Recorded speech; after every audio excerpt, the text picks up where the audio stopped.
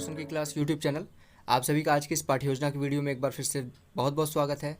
आज हम देखेंगे विज्ञान विषय की पाठ्य योजना। तो चलिए दोस्तों, देर न करते हुए शुरू करते हैं आज की पाठ्य योजना। यहाँ पे आप देख सकते हैं पाठ्य योजना संख्या 128 है। आपको 128 पाठ्य योजना इस वीडियो को मिला के आप लोगों को मिल जाएंगी रोशन की क्लास यूट्यूब चैनल पर। अगर आप लोगों को किसी भी विषय की पाठ्य योजना की ज़रूरत है तो आप रोशन की क्लास यूट्यूब चैनल पर जाइएगा। वहाँ पर ऊपर लिखा होगा प्लेलिस्ट में जाएंगे तो आपको सब्जेक्ट वाइज, विषय वाइज आपको मिल जाएगा सभी। जैसे आपको अगर विज्ञान की पाठ्य योजना चाहिए तो साइंस लेसन प्लान में जाइएगा, मैथ की चाहिए तो मैथ लेसन प्लान में जाइएगा, हिंदी की चाहिए तो हिंदी के लेसन प्लान में जाइएगा, इंग्लिश का चाहिए तो इंग्लिश के लेसन प्लान की प्लेलिस्ट में जाइएगा। इसी तरीके से सभी सब्जेक्ट के लेसन प्लान वहाँ पे आपको मिल जाएंगे। और अगर आप लोगों को ये वीडियो पसंद आए, देखने के बाद आपको लगे कि हाँ ये वीडियो अच्छी है, तो प्लीज़ इस वीडियो को लाइक करिएगा। और ऐसी ढेर सारी वीडियोज़ के लिए, इन्फॉर्मेटिव वीडियोज़ के लिए रोशन की क्लास यूट्यूब चैनल को सब्सक्राइब कर लीजिए और साथ ही साथ बेल आइकन को दबा लीजिए। तो चलिए दोस्तों, अब शुरू करते हैं आज की वीडियो।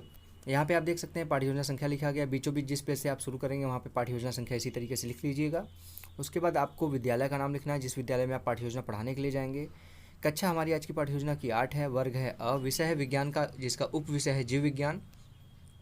कालांश है द्वितीय, अवधि है 40 मिनट का और दिनांक यहाँ पे आपको डालना होता है जिससे ये पता चलता है कि आपने किस डेट को कौन सी पाठ्य योजना किस क्लास में पढ़ाई थी। अब यहाँ पे आप देख सकते हैं आज का हमारा प्रकरण है नर जनन तंत्र। आपको यूट्यूब पे कहीं पे भी इस प्रकरण के ऊपर, इस टॉपिक के ऊपर पाठ्य योजना नहीं मिलेगी। तो अगर आप लोग को जीव विज्ञान की पाठ्य योजना चाहिए तो आप इस टॉपिक पे भी पाठ्य योजना बना सकते हैं।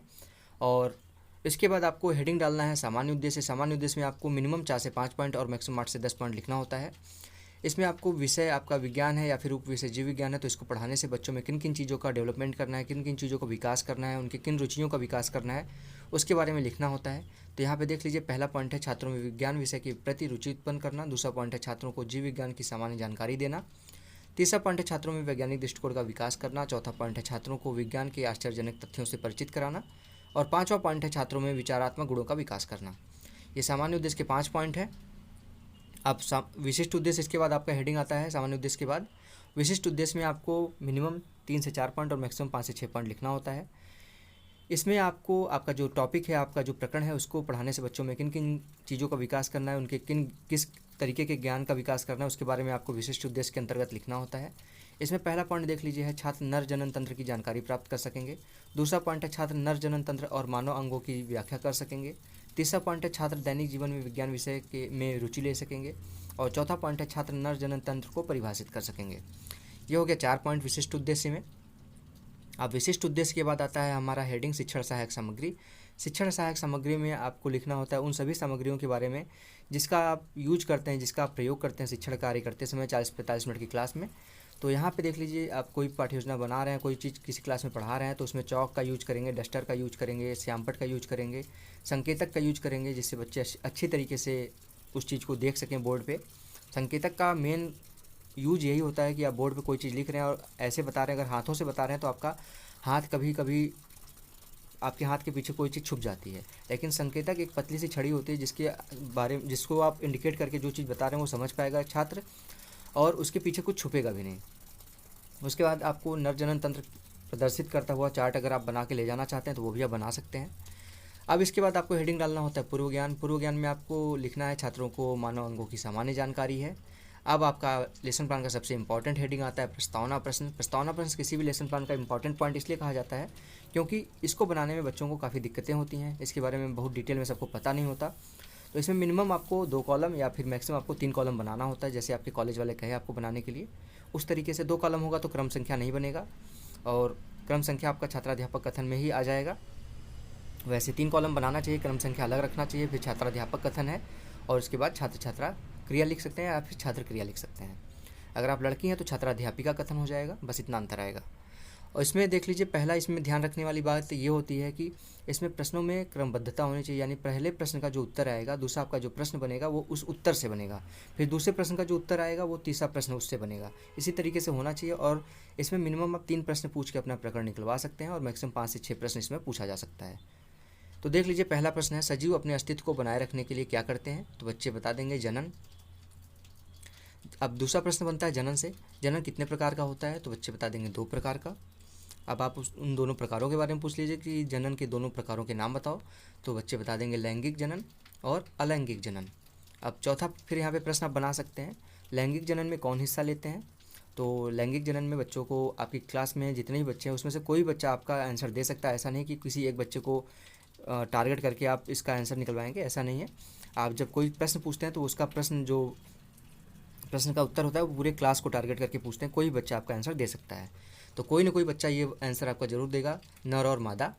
अब जैसे ही नर और मादा हो गया तो यहाँ पे पूछ लीजिए बच्चों से, नरों में जनन कोशिकाओं को कौन उत्पन्न करता है। तो बच्चे हो सकता है इसका ये समस्यात्मक प्रश्न हो जाएगा, यानी कि हो सकता है इस प्रश्न का बच्चे उत्तर दे भी पाएँ और इस प्रश्न का उत्तर हो सकता है बच्चे ना भी दे पाएँ। तो ज़्यादातर बच्चे अगर इस प्रश्न का उत्तर नहीं दे पाते हैं तो ये हो जाएगा उनके लिए समस्यात्मक प्रश्न।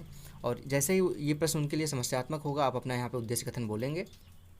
छात्रों, आज हम लोग नर जनन तंत्र के बारे में विस्तारपूर्वक अध्ययन करेंगे। ये हो जाएगा उद्देश्य कथन। उद्देश्य कथन जैसे बोलेंगे बच्चों को पता चल गया कि वो आज क्या पढ़ने वाले हैं।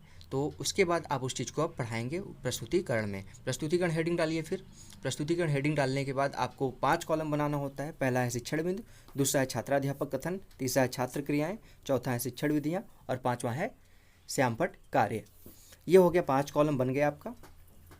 5 कॉलम बनाने के बाद आपको यहाँ पे देख लीजिए, शिक्षण बिंदु में उस पॉइंट को लिखना होता है जिसके बारे में छात्राध्यापक व्याख्या करेगा। अभी मैं इसको जूम करके भी दिखा देता हूँ, हो सकता है इतना छोटा लिखा गया तो आपको दिक्कत हो वीडियो देखने में।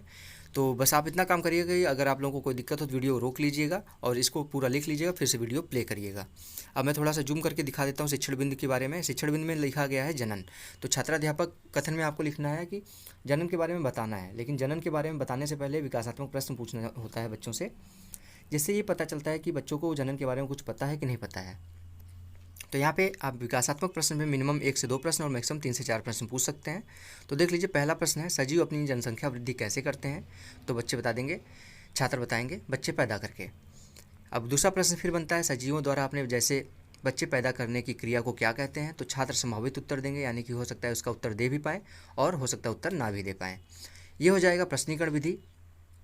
प्रश्न पूछ रहे थे तो प्रश्नीकरण विधि हो जाएगा। अब इसके बाद जब बच्चे नहीं बता पाएंगे या फिर कुछ बच्चे बता पाएंगे और कंफ्यूज रहेंगे तो उसका स्पष्टीकरण देंगे, उसको स्पष्ट करेंगे। छात्राध्यापक उस चीज़ को अच्छे से डिटेल में बताएगा कि सभी सजीव अपने ही सदृश यानी कि अपने ही तरीके के किसी दूसरे जीव को जन्म देकर अपनी जाति की वृद्धि करता है। जन्म देने की इस क्रिया को जनन कहते हैं। निर्जीव पिंड से सजीव की उत्पत्ति नहीं देखी गई है, यानी कि निर्जीव से सजीव नहीं पैदा होते हैं। संभवतः विषाणु इसके अपवाद हों, यानी कि हो सकता है कि विषाणु अपने जनसंख्या की वृद्धि कर सकें। इसमें आप छात्र छात्रा क्रिया में आपको लिखना है, छात्र ध्यानपूर्वक सुनेंगे। ये व्याख्या दे रहे थे तो व्याख्या विधि हो जाएगा। उसके बाद श्यामपट्ट कार्य में आपको लिखना है, सजीव अपनी जनसंख्या वृद्धि जनन के द्वारा करते हैं।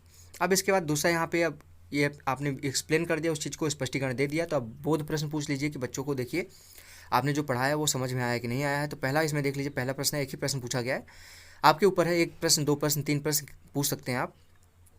तो यहाँ पे देख लीजिए, मुख्य रूप से जनन कौन करता है। तो देख लीजिए यहाँ पे लिखा गया है सजीव, इसका उत्तर बच्चे देंगे सजीव। अब इसके बाद आता है दूसरा शिक्षण बिंदु में पॉइंट, जनन के प्रकार। यहाँ पे विकासात्मक प्रश्न फिर से आप पूछेंगे। पहला है यहाँ पे विकासात्मक प्रश्न, जनन कितने प्रकार का होता है। तो बच्चे इसका उत्तर दे देंगे, जनन 2 प्रकार का होता है। दूसरा प्रश्न फिर बनता है यहाँ पे आपका, जनन के दोनों प्रकारों के नाम बताइए।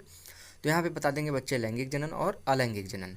अब तीसरा फिर प्रश्न बनता है, नर जनन तंत्र किस प्रकार के जनन में भाग लेता है। तो बच्चे इसका उत्तर नहीं दे पाएंगे, संभावित उत्तर होगा, यानी कि छात्र संभावित उत्तर देंगे। तो फिर इसके बाद आपको यहाँ पे श्यामपट्ट कार्य में लिखना है। ये प्रश्न पूछ रहे थे तो प्रश्नीकरण विधि हो जाएगा शिक्षण विधि में। और श्यामपट्ट कार्य पे लिख दीजिए, जनन के 2 प्रकार होते हैं, पहला लैंगिक जनन और दूसरा अलैंगिक जनन। अब इसके बारे में जनन के प्रकार के बारे में आप पढ़ाएंगे बच्चों को। तो यहाँ पे देख लीजिए, जनन के प्रकार के बारे में अब यहाँ पे स्पष्टीकरण दिया गया है। जनन मुख्य रूप से 2 प्रकार के होते हैं, पहला है लैंगिक जनन, इसके बारे में देख लीजिए। इसमें 2 भिन्न जीवों की भागीदारी आवश्यक है। इसमें नर तथा मादा 2 भिन्न जीवों के सहयोग या मिलने से संतति यानी संतान का निर्माण होता है। दूसरा है अलैंगिक जनन, यानी कि वह जनन जिसमें 2 जीवों की भागीदारी नहीं होती, इसमें केवल एक जीव द्वारा ही संतान उत्पत्ति होती है। नर जनन तंत्र लैंगिक जनन में भाग लेते हैं। इसका उत्तर भी आपने जो अभी विकासात्मक प्रश्न पूछा था उसका भी उत्तर दे दिया बच्चों को आपने। छात्र आपका जो आपने बताया उसको ध्यानपूर्वक सुनेंगे। ये व्याख्या विधि था तो व्याख्या विधि लिख दीजिए और श्यामपट्ट पे लिखिए, लैंगिक जनन में नर और मादा मिलकर जनन करते हैं। अब इसके बाद आता है आपका फिर से अगला पॉइंट, नर जनन तंत्र, जो आपका टॉपिक था उसके बारे में भी बताएंगे बच्चों को। विकासात्मक प्रश्न फिर से पूछ लीजिए यहाँ पे। पहला है, लैंगिक जनन में नर जनन तंत्र किससे मिलकर जनन करता है। तो बच्चे बता देंगे मादा जनन तंत्र से मिलकर। दूसरा प्रश्न फिर बनता है नर जनन तंत्र के मुख्य भाग कौन कौन से हैं, तो इसको नहीं बता पाएंगे, ये समस्यात्मक प्रश्न हो जाएगा। शिक्षण विधि में ये प्रश्नीकरण विधि हो जाएगा। अब इसके बाद उसके बारे में एक्सप्लेन करिए, यानी कि स्पष्टीकरण दीजिए सभी भागों के बारे में। तो यहाँ पे नर जनन तंत्र के बारे में पहले बता दीजिए बच्चों को। जनन कोशिकाओं को उत्पादित तथा निषेचित करने वाले अंग नर जनन तंत्र कहलाते हैं या फिर कहते हैं उसको।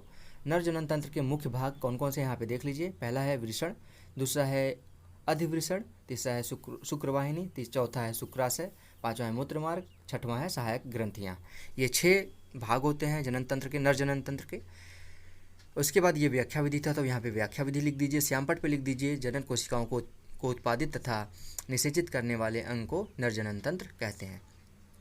तो ये हो जाएगा पूरा आपका प्रस्तुतिकरण। प्रस्तुतिकरण के बाद अब आपका आता है यहाँ पे देख लीजिए, प्रस्तुतिकरण के बाद आता है आपका मूल्यांकन के प्रश्न। मूल्यांकन के प्रश्न में आपसे बच्चों का मूल्यांकन करेंगे कुछ प्रश्न पूछ के कि बच्चों को जो आपने पढ़ाया वो देखें उनको समझ में आया है कि नहीं आया है। तो यहाँ पे देख लीजिए, पहला प्रश्न पूछा गया है यहाँ पे जनन किसे कहते हैं। दूसरा प्रश्न पूछा गया है जनन कितने प्रकार का होता है। उसके बाद अगला यहाँ पे है रिक्त स्थानों की पूर्ति करने वाले प्रश्न। तो यहाँ पे पहला इसमें लैंगिक जनन में यहाँ पे आपको फिल करना है। यहाँ पे फिल होगा नर और मादा मिलकर जनन करते हैं, और दूसरा है जनन 2 प्रकार के होते हैं, लैंगिक और यहाँ पे फिल करना है आपको अलैंगिक। तो ये बच्चों से पूछ रहा है। उसके बाद लेसन प्लान के लास्ट में आपका हेडिंग आता है गृह कार्य, यानी कि जो आपने पढ़ाया है उसी के ऊपर बच्चों को घर से कार्य करके लाने के लिए दे दीजिए। तो यहाँ पे 1 प्रश्न, 2 प्रश्न, 3 प्रश्न दे सकते हैं, लेकिन कोशिश करिए कम प्रश्न दे के पूरी चीज़ें को एक ही प्रश्न में कवर किया जा सके। और ये आपके ऊपर है कि आप ये चीज़ याद करने के लिए देते हैं या फिर लिख के ले आने के लिए देते हैं। तो देख लीजिए यहाँ पे दिया गया है नर जनन तंत्र को परिभाषित करते हुए उसके सभी अंगों के नाम लिखकर लाना है। तो बच्चे इस चीज़ को लिख के ले आएंगे। तो इसी के साथ हमारा यहाँ पे लेसन प्लान समाप्त होता है दोस्तों। अगर आप लोगों को आज का लेसन प्लान पसंद आया हो तो प्लीज़ इस वीडियो को लाइक ज़रूर करिएगा। लाइक करने से मुझे मोटिवेशन मिलता है और मैं और जल्दी से जल्दी आप लोगों के लिए नए नए टॉपिक पे वीडियो बनाता रहता हूँ। और जल्दी ही आपका यूपी टेट का एग्ज़ाम है, सीटेट का एग्ज़ाम है, और उसके बाद जैसे यूपी टेट का एग्ज़ाम ओवर होगा उसी के रिजल्ट आने के बाद आपका सुपर टेट के भी एग्ज़ाम की डेट आने वाली है, वैकेंसीज आने वाली हैं 50,000 के लगभग। तो मिलजुल के आपके पास लगभग 6 महीने हैं। तो आप अच्छे तरीके से पढ़ाई करिए और मैं कोशिश करूंगा जल्दी से जल्दी मैं आप लोगों के सुपर टेट के क्लासेस स्टार्ट कर सकूं। तो फ्रेंड्स, अगर आप लोग अभी तक नए हैं रोशन की क्लास यूट्यूब चैनल को, तो इस चैनल को रोशन की क्लास यूट्यूब चैनल को सब्सक्राइब कर लीजिए। नीचे लाल कलर का सब्सक्राइब बटन होगा, उसको क्लिक करके सब्सक्राइब कर लीजिए और साथ ही साथ बेल आइकन दबा लीजिए, जिससे आप लोगों के सुपर टेट और यूपी टेट की तैयारी में मदद मिल सके। और अगर आप लोगों को ये वीडियो पसंद आए तो प्लीज़ इस वीडियो को लाइक कर दीजिएगा और रोशन की क्लास यूट्यूब चैनल को अपने दोस्तों के साथ भी शेयर करिए, अगर आप लोग को यूपी टेट, सुपर टेट या फिर सी टेट की तैयारी अच्छे से करनी है। तो फ्रेंड्स, मिलते हैं नेक्स्ट वीडियो में। तब तक के लिए आप लोगों का बहुत बहुत धन्यवाद। जय हिंद, वंदे मातरम।